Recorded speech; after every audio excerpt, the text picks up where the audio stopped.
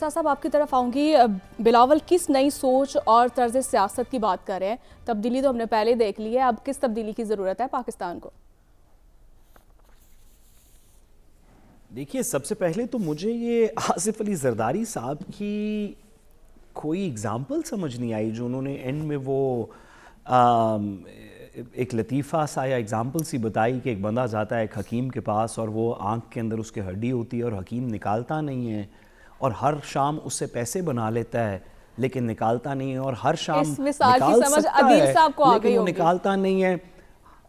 ہر سال میں گزارش کروں کہ وہ زرداری صاحب کا کہنا یہ تھا کہ عوام کی آنکھ کے اندر ایک ہڈی پھنسی ہوئی ہے سندھ کے، جو مجھے سمجھ آئی وہ حکومت کا کام ہے نکال لینا، لیکن وہ نکالتے نہیں ہیں. ہر دفعہ تھوڑے سے پیسے لے کے اس پہ مرہم کر دیتے ہیں تاکہ اس رات گوشت کھا سکیں اور دال نہ کھائیں حکمران، اور پھر وہ اگلے دن بندہ پھر اپنی ہڈی لے کے آنکھ کے اندر واپس آ جاتا ہے، وہ پھر اس کو نکالتے نہیں ہیں.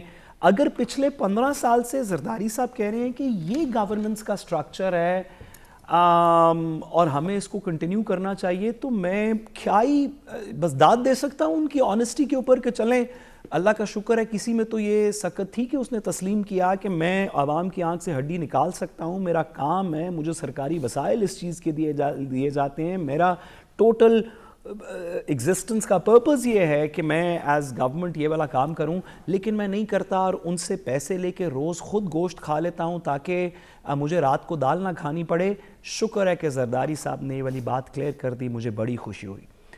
جہاں تک بلاول صاحب کی بات ہے، دیکھیے ہم سیاست میں سیریس باتیں کرنا چاہتے ہیں، ہم دلوں کے وزیر اعظم کا سیاست میں وزن ہے اس پہ بات کرنا چاہتے ہیں، چند چیدہ ادھر ادھر کے لوگ ہیں ان کے بارے میں بھی بات کرنا چاہتے ہیں. بلاول بھٹو زرداری صاحب کا پاکستان کی یوتھ کے بارے میں کیا خیال ہے؟ کل وہ کہہ رہے تھے کہ ہم اگلی دفعہ حکومت میں آئے تو یوتھ کو سکھائیں گے کہ سی وی کیسے بناتے ہیں. میں بلاول بھٹو زرداری صاحب سے کہنا چاہتا ہوں کہ استغفار پڑھیں، آپ بغیر سی وی کے فورن منسٹر بنے ہوئے ہیں. ہماری یہ جو یوتھ ہے جس کو آپ جاہل پتہ نہیں گوار سمجھتے ہیں، ان سب کے سی ویز بنے ہوئے ہیں، یا روز صبح اس کو اٹھا کے بس کے پیچھے لٹک کے نوکری اپلائی کرنے کے لیے جاتے ہیں. آپ صرف ایک کام کریں بلاول صاحب کہ ان کے رستے سے ہٹ جائیں.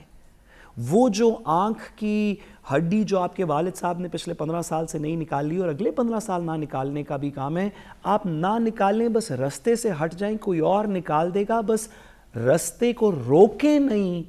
آپ کا اس کے بارے میں خیال کیا ہے؟